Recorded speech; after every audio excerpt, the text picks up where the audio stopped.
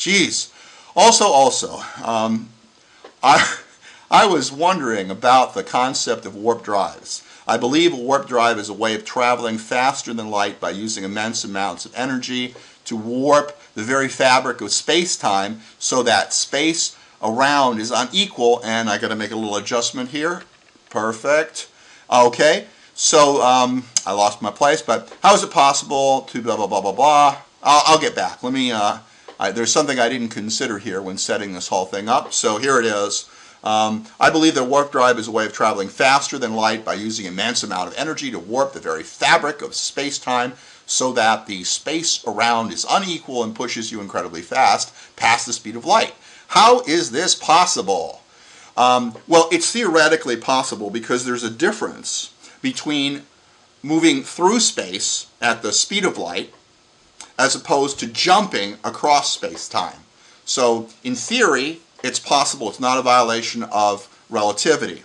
In fact, it's also not a violation of relativity to go faster than light in a vacuum, because if you create a very large parallel plate capacitor, charge it up in a vacuum, and shine light through it, light will travel faster than the speed of light in a vacuum, a little bit faster, and it's not a violation of Einstein's law. It has to do with vacuum energy of space and other crap like that. But I just wanted to show you how smart I am, or knowledgeable, or both, because I'm a man of science. Okay, it's really not possible to go faster than the speed of light if you basically take that into consideration.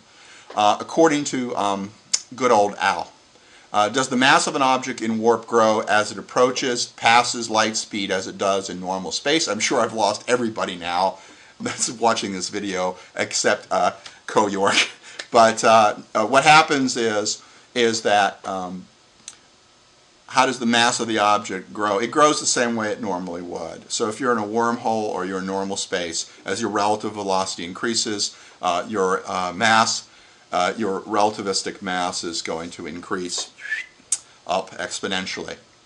How would one warp space simply with energy? All you have to do is have a high concentration of matter, high concentration of energy, either one, they're equivalent, and you will warp space just as the sun does, just like a neutron star does, just like a black hole does. These are just a few questions I have, but I figure I'll send them, these are just a few questions I have, but I figure I'll send in quite a few, These are just a few questions I have, but I figure I've sent in, I just can't read, man, I'm flustered. I've sent in quite a few as it is. The others I'll bug one of my teachers about. You do that. You do that. Also, here's a book I really enjoy, and it should very much freak you out.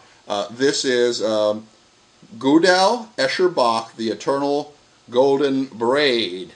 And you should read that 5 or 6 times, do all the exercises in it, and don't ever ask me another question again. This is Man of Science.